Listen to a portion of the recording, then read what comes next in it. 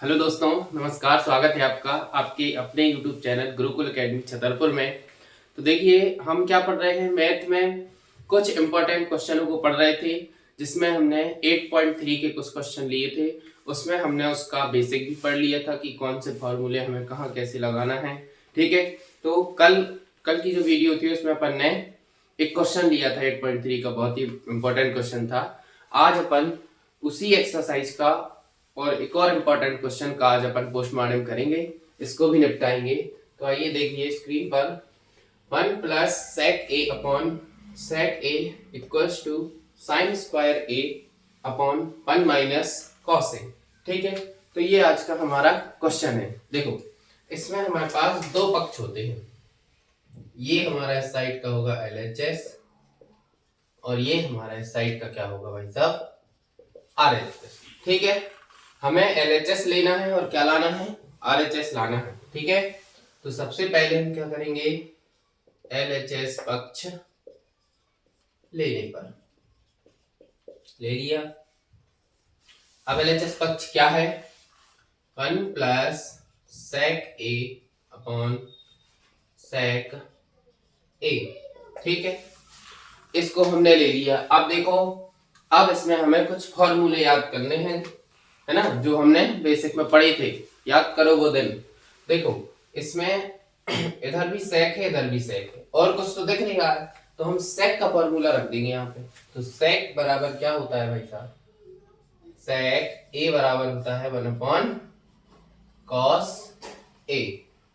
बस इसको लगा देगा यहाँ पे।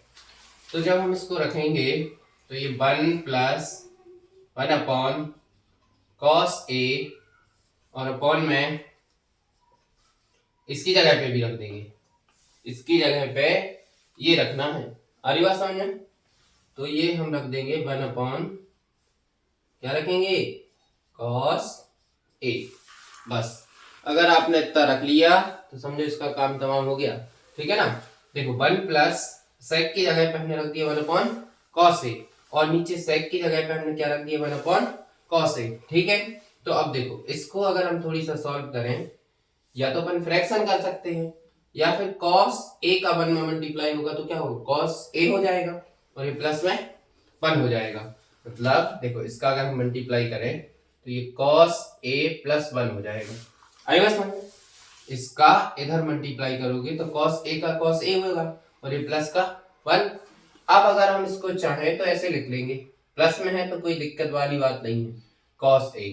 तो इसको हम कैसे लिख देंगे, 1 plus cos a, 1 plus cos a, और नीचे नीचे क्या है भैया, नीचे, अरे इसको अपॉन में तो लिखो cos, और cos a।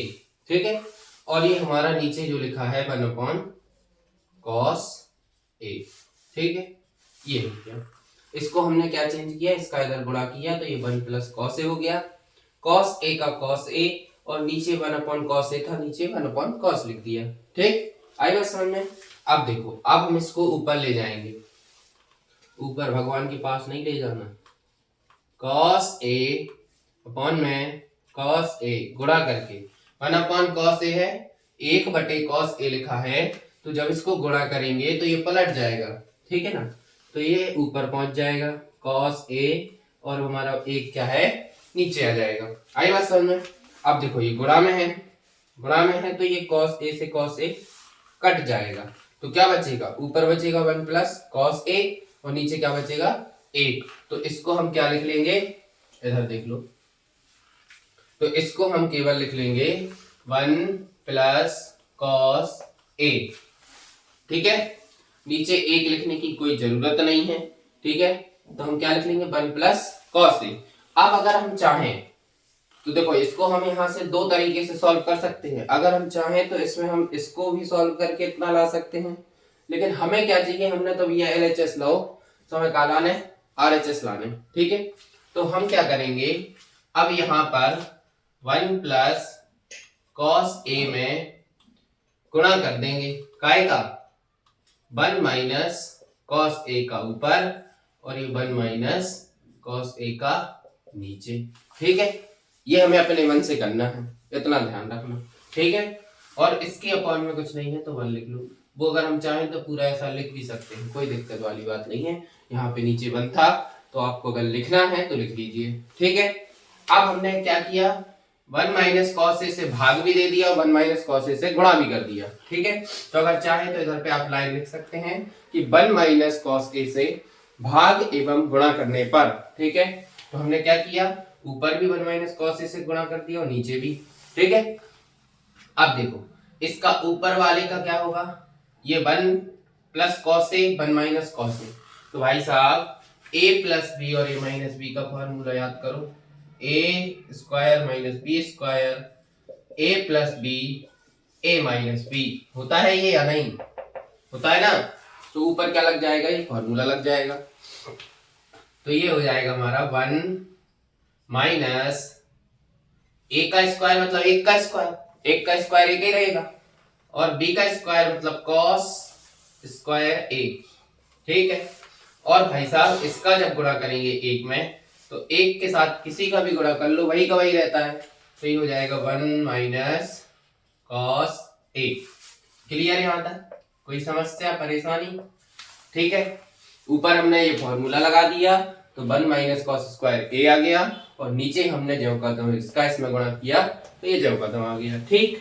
अब भैया एक सर्व समीकरण पढ़ी थी अपन ने, क्या थी कि sine square theta plus cos square theta बराबर क्या होता है, 1 होता है, ठीक है। तो अगर हम चाहें तो साइन का अगर हमें मान निकालना है तो भाई साहब साइन स्क्वायर ए बराबर हो जाएगा 1 माइनस कॉस स्क्वायर ए, ये आपको याद रखना है, ठीक है। ये सर्व समीकरण होती है। तो 1 माइनस कॉस स्क्वायर ए, 1 माइनस कॉस स्क्वायर ए की जगह पे हम क्या लिख देंगे, साइन स्क्वायर ए लिख देंगे, ठीक है। तो भैया यहाँ पे हम क्या लिख देंगे, साइन स्क्वायर ए, और नीचे क्या है 1 माइनस कॉस ए। अब देखो जरा, क्या हमें यही चाहिए था, बिल्कुल चाहिए था, sign square A upon 1 minus cos A, ठीक है। तो ये हमारा क्या निकल आया, RHS। तो हम यहाँ पे बड़े प्यार से लिख सकते हैं कि LHS बराबर RHS, और ये हमारा क्या हो गया, प्रूव्ड, ठीक है। तो ये हमारा आज का इंपॉर्टेंट क्वेश्चन, इसको बड़े आसान तरीके से हमने इसको सॉल्व किया है, और ठीक है। तो ये जहां भी आपको समझ में ना आए तो एक हमें कमेंट करके जरूर बताना है कि भैया हमें यहाँ पे समझ में नहीं आया है, ठीक है।